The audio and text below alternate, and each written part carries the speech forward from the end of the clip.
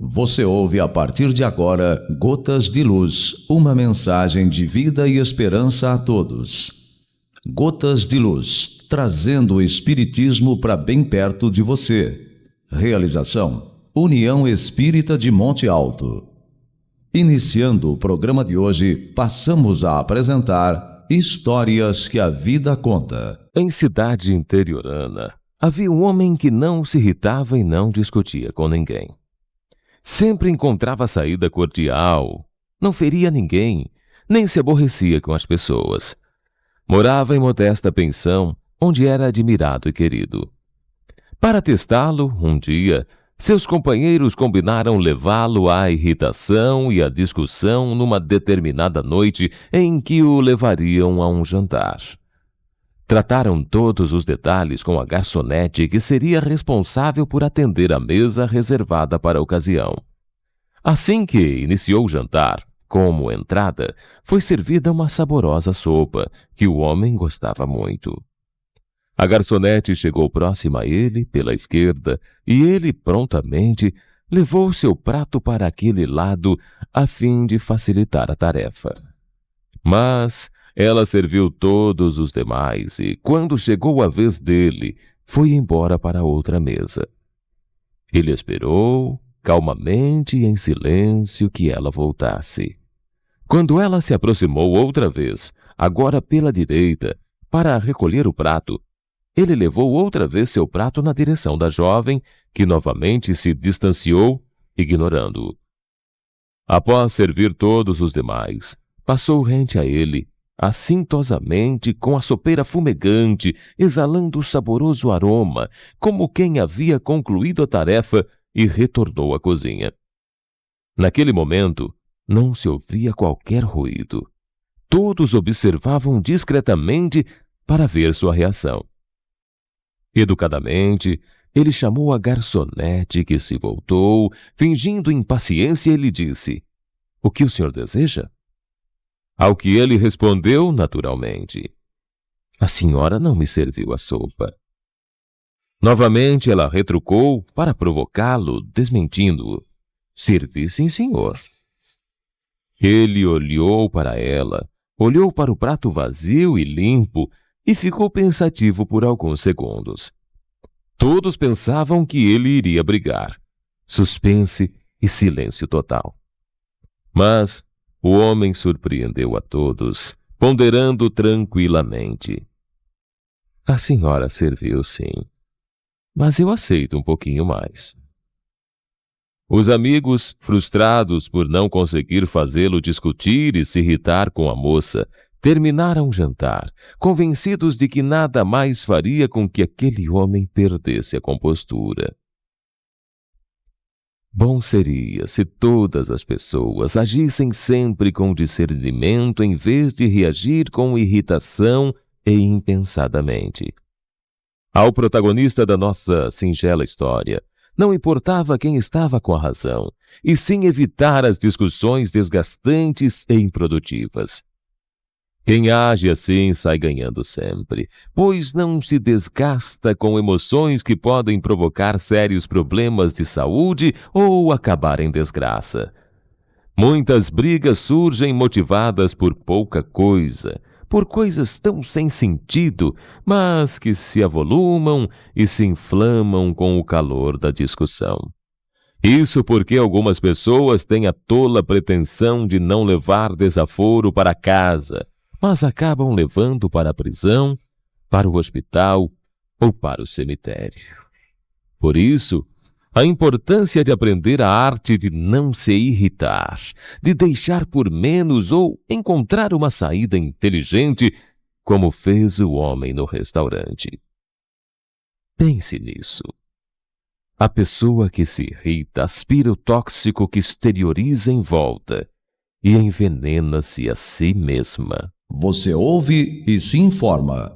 Gotas de Luz. Aí vocês tiveram Histórias que a Vida Conta, uma belíssima história, né? E a partir desse instante, Dona Carmen Pérez Nunes trazendo o assunto de hoje, que é o homem que não se irritava. Dona Carmen, Cada um de nós é uma individualidade imortal, com características próprias e peculiares. E a sua singularidade, né, de cada ser. Portanto, não existe ninguém igual a ninguém. E aí a gente pergunta, onde e como haveremos de conquistar o nosso crescimento psíquico e espiritual, a nossa felicidade, já que não existe uma fórmula única, uma vez que ninguém é igual a ninguém, né? Isso, perfeitamente. Então, como você disse, não é? Reconhecendo-nos, então, ser uma individualidade imortal, devemos assumir também nossa responsabilidade própria, individual também, por tudo que nos acontece. E essa certeza a encontramos aprendendo a viver coletivamente e não isoladamente, afastados dos grupos sociais humanos. Cada um de nós só percebe sua individualidade, não é? Conscientizando-se também da sua natureza gregária, isto é, a natureza de vida grupal, coletiva, e descobrindo que a nossa felicidade se dá na convivência social, no encontro, no atrito com os semelhantes, com o próximo. Cada um de nós é responsável, direto e indireto, por nossos atos. Ninguém sofre por ninguém. E nem atravessa processos provacionais educativos por responsabilidade de terceiros. Somos, sim, responsáveis diretos pelo exercício de nossa própria vontade e indiretos pelas influências inconscientes que recebemos. Portanto, a responsabilidade individual nos coloca diante da necessidade de adquirirmos a maturidade e agirmos com apurado senso de autoria de nosso destino. E em que consiste a nossa responsabilidade quando já adquirimos a maturidade e passamos a agir conscientemente como autores de nosso destino e, consequentemente, do progresso individual e social? A questão da responsabilidade, como Perfeitamente. Então, o caminho é longo, lógico, não é? Então, como seres humanos, encarnados ou desencarnados, estamos todos sujeitos ao processo de desenvolvimento psíquico e espiritual para alcançar, então, essa maturidade, não é? Abrangendo 4 fases. A primeira fase é do autoconhecimento. Conhecer-se a si mesmo. A segunda fase é do autodescobrimento, descobrir as suas potencialidades, os seus valores. A terceira fase é da autotransformação. Então, já de posse desse descobrimento, desse autoconhecimento, autotransformar-se. E a quarta fase, que é a que nos leva ao ápice da plenitude, é a autoiluminação. São processos a que estão sujeitos tanto encarnados como desencarnados e que ocorrem ao longo das sucessivas encarnações do espírito. Não basta, portanto, autoconhecer-se e autodescobrir-se. Devemos buscar a autotransformação e a autoiluminação, que pressupõem a aplicação constante de nossas convicções à vida social, no convívio com o próximo e mesmo sem impô-las aos outros. A autotransformação e a autoiluminação da sociedade e do próprio indivíduo são o alvo, o objetivo das transformações necessárias ao progresso. Quer dizer, não há progresso sem essa autotransformação e essa autoiluminação, né? E tanto da sociedade como do indivíduo.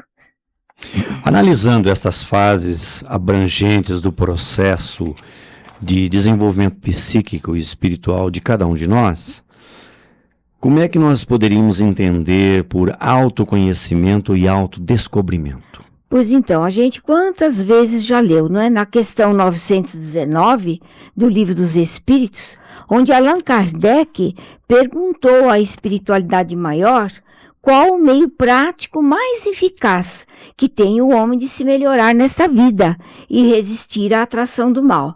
E a resposta veio concisa e eloquente. A resposta foi essa: um sábio da antiguidade vos disse, conhece-te a ti mesmo. Então, veja, essa frase inicial, estabelecida por Sócrates, não é? No Conhece-te a ti mesmo, deverá suceder à fase das descobertas sobre os aspectos inconscientes da nossa própria natureza interior. Esse processo se dá necessariamente no convívio com os semelhantes, como já falamos no início. Indispensável, portanto, e importantíssima a percepção desses conteúdos íntimos, oriundos de onde? Das experiências de relacionamento nas sucessivas encarnações, guardados, todos arquivados esses conhecimentos cuidadosamente por mecanismos psíquicos importantes. Observemos então, Pinheiro, que o meio prático e eficaz para nos melhorarmos e resistirmos ao mal é, ao nos conhecermos profundamente, em primeiro lugar, sabermos quem somos, quais as nossas obrigações com nós mesmos e com a sociedade em que laboramos. Estudarmos mais, a fim de sabermos a respeito de nossas emoções e sentimentos, a respeito de nosso psiquismo e de como realizamos as transformações necessárias em nossa vida. Dizem os espíritos, é o conhecimento a chave que abre a porta do progresso individual, isto é, do aperfeiçoamento moral da humanidade. Então, a resposta dos espíritos a Kardec foi muito sábia e muito clara, porque todos os atos que nós estamos vendo tanto nos dias de hoje, atos bárbaros e insanos, partem da ignorância, não é verdade? Não conhecem nada. A maldade e o sofrimento do homem é apenas a consequência do desconhecimento das leis que regem toda a estrutura individual e coletiva da humanidade. Procura estabilidade, converte o teu coração no coração da vida, para que Deus possa vibrar dentro de ti de forma mais sensível. Você ouve e se informa. Gotas de Luz. E a gente segue aqui falando então deste assunto que é o autoconhecimento, o autodescobrimento, a autotransformação. Dona Carmen, partindo do autoconhecimento, como é que nós podemos acionar o processo de autodescobrimento com o objetivo de desenvolvimento psíquico e espiritual? Olha, o processo de evolução do ser humano deve ser plenamente consciente, em primeiro lugar, né? Então, a aquisição das leis de Deus não se dá por mágica, não, ou de forma inconsciente, pois o ser humano só evolui na medida que se autoconhece e se autotransforma. Uma simples observação de nós mesmos e da sociedade mostrará que as criaturas estão carentes de paz, de afetividade, de autoestima, de respeito mútuo, de bondade e das demais virtudes que esperam, aguardam o momento adequado para serem desenvolvidas.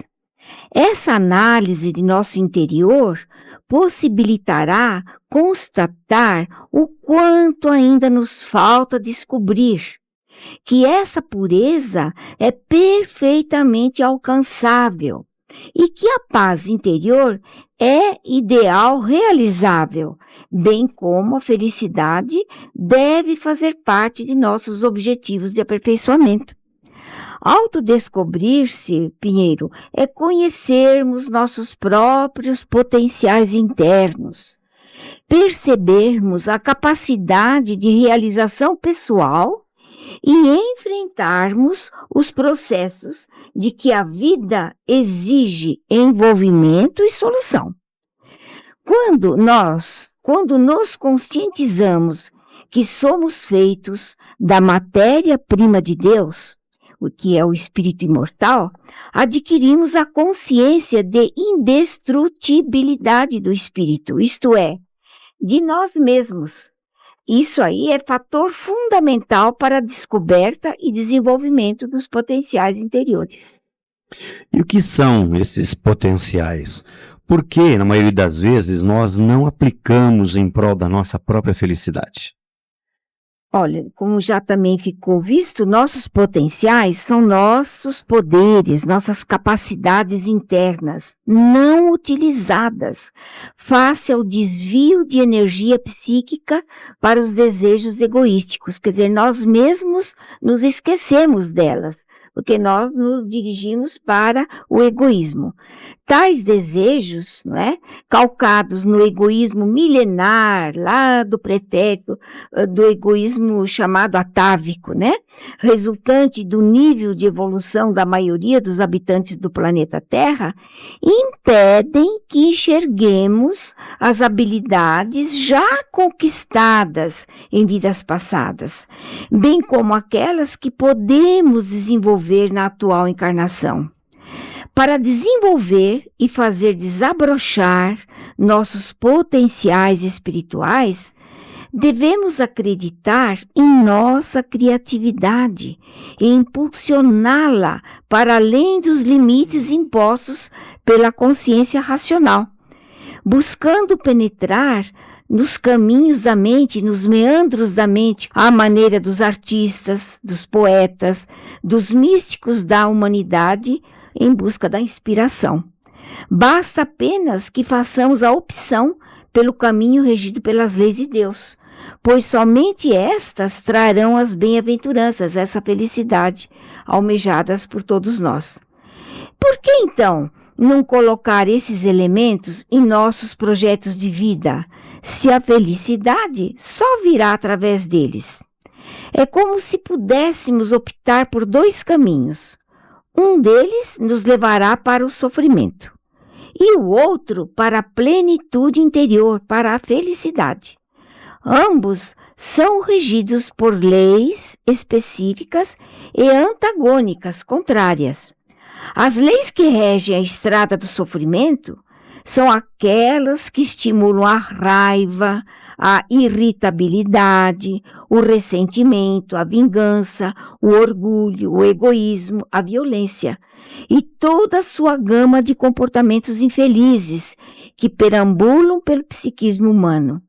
No entanto, as leis que regulam o caminho da felicidade do homem estimulam a calma, a serenidade, o perdão, a indulgência, a caridade, a bondade e todas as virtudes que elevam o ser humano à condição de espírito elevado, de espírito sublimado. Agora, a senhora colocou inicialmente que a primeira fase é o autoconhecimento. E depois a senhora passou para o autodescobrimento, como é que o espírito chega a isso. Agora, como atingir a terceira fase, a autotransformação que vem após o autodescobrimento? Dizem-nos os espíritos, minha vida evolui na medida que me conheço e me transformo. Aliás, isso também está no livro do Adenauer Novaes, né? Minha vida evolui na medida que me conheço e me transformo. Então, veja, as pessoas apegam-se aos seus sentimentos inferiores, raiva, egoísmo, orgulho, irritabilidade, etc., como se fosse um bem. É um tipo de posse que não querem perder, porque estão com ele há milênios, e são os chamados paradigmas. Existe ainda o vício do fumo, do álcool, da comida, dos jogos, das drogas, da inveja, da usura, dos mexericos, não é? Que abalam, que prejudicam o equilíbrio físico ou psíquico. E como erradicá-los, eliminá-los? Acionando a vontade, que nesses casos não é apenas simplesmente força de vontade, de acordo com a concepção usual. Ela inclui motivação, deliberação, decisão, afirmação, planejamento e execução. Quando a vontade for insuficiente para dominar as situações prejudiciais para a pessoa, como os vícios e os impulsos diversos, e nós desejarmos eliminar esse cancro, esse mal que já se encontra enrustido em nossas células físicas e espirituais, por certo teremos que pedir auxílio de outras funções psíquicas para tentarmos solucionar esses agravantes internos. Então a inteligência entra aí, estimulando a vontade, nos apontará alguns caminhos para a erradicação dos nossos problemas, como o dirigir a nossa mente para outros valores melhores e que nos darão um prazer muito maior do que os utilizados no momento. Veja, por exemplo, Pinheiro, se o prazer da liberdade é bem melhor do que o prazer da escravidão dos vícios. Não é verdade? Verdade. Então, a gente fica escravo aos vícios e não é feliz. E é muito melhor, então, ser escravo da liberdade, vamos dizer, né? O prazer da liberdade. Assim, a inteligência vai apontando para a direção da dignidade humana, dos sentimentos superiores, que trazem muitos prazeres espirituais bem mais completos que os prazeres sensórios dos vícios humanos. A inteligência, então, auxiliará a vontade a buscar soluções para as diversas situações da vida, não apenas os vícios, mas todas as nossas escolhas, decisões e compromissos. Aliando-se, então, à vontade dos sentimentos superiores e à inteligência, o homem será imbatível, porque construirá seu psiquismo em bases sólidas e voltadas para as leis de Deus. Essas funções psíquicas fortalecerão, por certo, as outras funções, e o homem, nós todos, portanto, conseguiremos, enfim, conquistarmos-nos. Procura em tudo a justa medida. Sair dela é buscar desarmonia para os teus caminhos. Você ouve e se informa. Gotas de Luz. Paciência é o objetivo de todos nós. A Dona Carmen está nos trazendo fórmulas que se consegue chegar a isto. O importante é autoconhecer-se, autodescobrir-se e o autotransformar-se, né? E é exatamente isto que nós estamos trazendo aqui hoje, e a gente coloca mais uma questão. Como adquirirmos os padrões, os modelos, os paradigmas morais de conduta? Na visão espírita, um grande número de padrões, de paradigmas, né, de conduta moral, foi adquirido nas reencarnações anteriores, como já dissemos, e se encontram cristalizados no nosso espírito, no nosso psiquismo, inconsciente, como falam, não é? Ou de profundidade. Quando o indivíduo chega a esta encarnação, já traz, portanto, uma série de conceitos a respeito de valores intelectuais e morais da vida. Por isso, um é diferente do outro, cada um com a sua bagagem. Assim, uns agirão de certa forma diante de uma situação ética, enquanto que outros terão atitude contrária, antagônica, para a mesma situação, como nós vimos na historinha, não é? Acontece que cada um carrega consigo uma quantia de experiências próprias, reunidas nas várias etapas reencarnatórias do seu espírito. Trazem componentes milenares do passado, próprios e diferentes. São os padrões, os paradigmas enraizados que norteiam a sua conduta perante a vida. Joel Baker, estudando esse tema, observou as consequências surgidas pelo apego às ideias e às dificuldades que isso produz na vida das pessoas. É o fenômeno chamado efeito paradigma, com as seguintes observações, entre outras. Você pode decidir mudar suas regras e seus regulamentos. Os seres humanos têm a capacidade para jogar fora um paradigma e adotar um novo. O desafio é fazer com que isso aconteça, como aconteceu na nossa historinha. O progresso foi sempre realizado pela ousadia daqueles que acreditaram que era possível fazê-lo. Encheram-se de coragem e caminharam na direção do futuro. Os temerosos, no entanto, agarram-se aos paradigmas conhecidos, evitando o novo, e com isso retardam o seu próprio crescimento. Veja só, Pinheiro, imagine se Jesus tivesse ficado preso aos paradigmas da sua época, não é mesmo? Ele exatamente veio para mudar, para revolucionar, perfeitamente. Né? Porque aquilo que ali estava não nos levaria a um progresso, não é verdade? Agora, dona Carmen, tudo isso visa a felicidade, né? Perfeitamente. Cada ser, cada espírito quer buscar aperfeiçoar-se para ser feliz. E por que é que não somos ainda totalmente alegres e felizes, então? Porque somos, na verdade, um subproduto de nossos paradigmas, nossos padrões, não é? Comportamentais. E se ainda não somos totalmente felizes, é porque alguns elementos precisam ser modificados. Precisamos realizar essas modificações. Em permanecendo obstinadamente no erro, repetindo e repetindo ações infelizes, estaremos petrificando o sofrimento em nossas almas. Somos pessoas que vivem altamente condicionadas a determinados hábitos que geram preocupações, ansiedades, desejos e mais desejos. E com isso surgem a tristeza e as dores humanas. Estamos mais voltados para os paradigmas que geram sofrimento do que para aqueles que geram felicidade. A senhora está trazendo uma informação interessante. Aquela história de a pessoa dizer, eu nasci assim, vou morrer assim, é balela, na verdade, né? Quer dizer, todo mundo tem essa capacidade de transformar-se.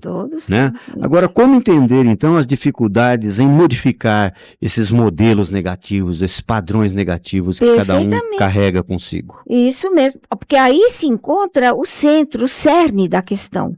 Modificar, substituir esses paradigmas negativos pelos que contribuem para a planificação humana. Né?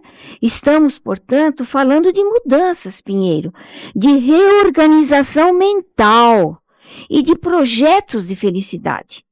Se ainda não a obtivemos, repetimos, é porque nossos atavismos, nossa bagagem do passado, esses atavismos falam mais alto em nosso interior, nos condicionando a proceder sempre sob o prisma do sofrimento. Vemos tudo, analisamos todos os fatos e agimos sempre sob as lentes do pessimismo. E isso produzirá efeitos destruidores no campo espiritual. O grande voo para o desenvolvimento da espiritualidade passa obrigatoriamente pela mudança distorcida de vermos a sociedade e a nós próprios. Como estamos realizando uma viagem de aperfeiçoamento aqui na Terra, é natural, portanto, que tenhamos de efetuar algumas correções de rumo. Isso faz parte do progresso educativo do espírito. Essas correções significam, primeiro, abandonar a roupagem velha do homem, sofrido pela impertinência, magoado pelo orgulho, ou enfraquecido pelo ressentimento, pela irritação, pela mágoa, e vestir a roupa nova da tolerância, da humildade, do perdão, etc. Enfim, jogar fora as impurezas imprestáveis e ficar com a veste nupcial das virtudes humanas. Somente elas purificam o campo da consciência e trazem a suprema felicidade. Significa dizer que ao substituirmos as ações menos dignas por outras mais dignas, estaremos vivenciando situações novas, repletas de uma alegria interior, ainda não experimentada. E aí vem até à mente um exemplo típico, né? Quando acontece alguma coisa, um desentendimento, e uma pessoa age com bom senso, né? Às vezes tem aquela pessoa que diz, mas ele é sangue de barata, né? Mas na verdade é um espírito que tem uma evolução, né? Isso, refletiu. Refletiu, né? E é capaz de contornar. Buscou dentro dele mesmo a solução. A solução. E encontrou. Sem partir para a violência. Sem partir né? para a violência. Então não é sangue de barata, não. É uma pessoa, é um espírito evoluído, né? Na verdade, temos, isso aí. Por herança divina, todas as soluções dentro de nós. Até para colocar assim no popular, né, dona Carmen? Não é sangue de barata. Sangue de barata não, é uma pessoa de bom senso, um espírito que está evoluindo, que está crescendo já, né? Perfeitamente. E o que entender, então, por autoiluminação autoiluminação, porque a senhora disse do autoconhecimento, o autodescobrimento, a transformação, a autotransformação, para se conseguir chegar a essa autoiluminação. Como entender? Então, em nosso desenvolvimento psíquico e espiritual, essa quarta fase chamada de autoiluminação é o processo que nos permitirá a realização do destino pessoal, de acordo com os objetivos divinos. Nós fomos criados para chegarmos lá. Não é nessa felicidade, nessa autoiluminação. É a meta a ser alcançada. É a meta a ser alcançada. Descobrir como encaixar o que fazemos e queremos da vida com aquilo que acreditamos que sejam os desígnios de Deus, do Criador, é fundamental na evolução do ser humano. A luz de nossa essência divina interior deverá brilhar a fim de que se realize em nós a presença de Deus. O reino de Deus, não é verdade? No processo de autoiluminação, após vencidas as barreiras dos processos anteriores, devemos buscar o estado permanente de paz, harmonia interior e exterior. Nessa fase, o indivíduo possui uma vivência espiritual adequada à sua tarefa no mundo. Cada um com as suas tarefas, não é? Sem os medos e receios característicos de fases anteriores à sua vida. A vivência é verdadeira e positiva, na medida que traz benefícios pessoais e, logicamente, coletivos. Diante dos desafios externos, adquire forças, convencendo-se ser um ser indestrutível, cujo destino lhe pertence e que vai construí-lo, sim, com amor e sabedoria. O processo de autoiluminação, geralmente, leva o indivíduo a certo destaque em seu grupo ou segmento social. Nós vimos o rapaz ali, né, de hoje, né? Ele se destacou dos demais, que achavam que tinha que brigar, né? Mas aqui, logicamente, num grau maior, evidenciando e expondo a sua vida e suas atitudes perante os seus semelhantes. Por exemplo, os grandes homens, não é? Lógico, Vicente de Paula, Teresa de Calcutá, Helen Keller, Gandhi. O próprio Chico Xavier. O próprio Chico, né, eles... Passava sempre essa impressão, né? De muita calma, de muita tranquilidade, né? Isso mesmo. Dona Carmen, o assunto é muito bom, a gente ficaria por muito tempo aqui, mas eu gostaria que a senhora concluísse para em seguida a gente passar, então, as referências bibliográficas. Então, nós diríamos, concluindo, né, principalmente trazendo as ideias de Herculano Pires, que quando encaramos um problema sem aflição, de mente aberta e confiante, as vozes internas conseguem soar em nossa acústica mental, e a vida nos revela suas múltiplas e ricas perspectivas. No ato de nossa criação como espíritos, como centelhas divinas, a providência divina nos concedeu a mediunidade como processo inerente de maturação psíquica, a fim de conquistarmos a plenitude e a iluminação espiritual. A mediunidade, portanto, não é apenas, como muitos pensam, um meio de comunicação com os espíritos. É muito mais sublime do que isso. Ela é comunicação plena, aberta para as relações sociais e para as relações espirituais internas.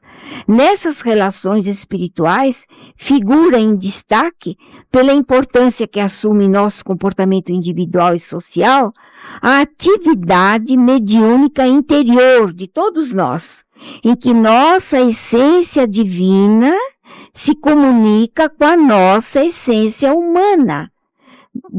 Por exemplo, o cognome demos a Jesus como médium de Deus.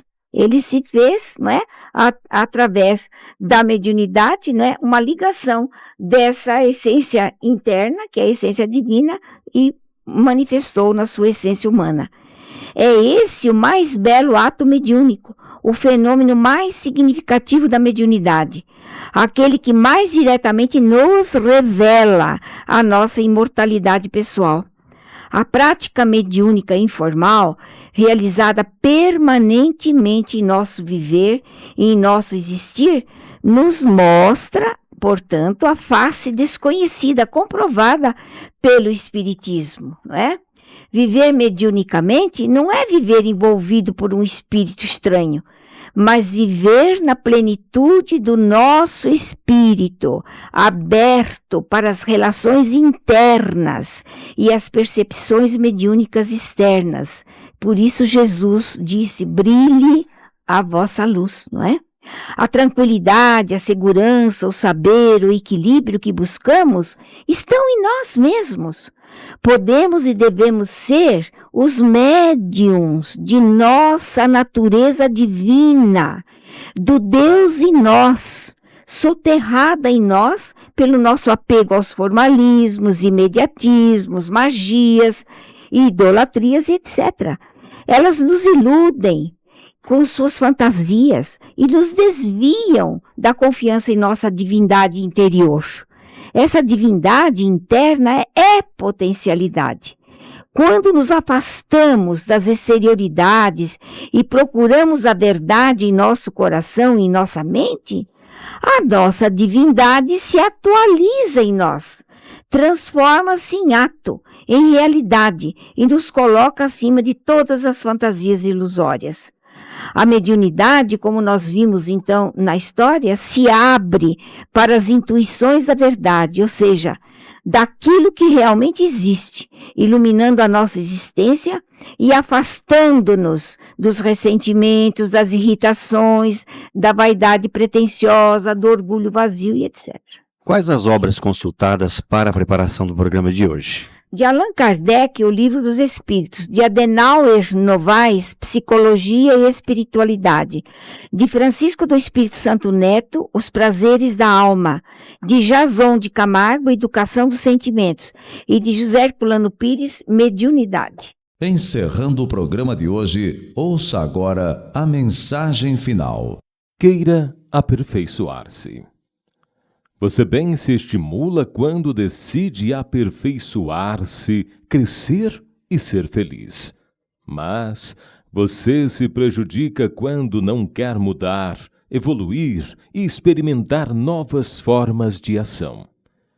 Aproveite as oportunidades de melhoria e arranque-se de onde está, concentrando as suas energias numa direção de crescimento e paz. Desamarre-se do velho e cansado passado e ponha-se o quanto antes a pensar em si, nas chances de progresso, no que lhe ensinam a vida e as pessoas. Seja mais do que é. Você começa a sua perfeição no momento em que decide ser mais do que já é. Tenham todos muita paz. E até o próximo Gotas de Luz.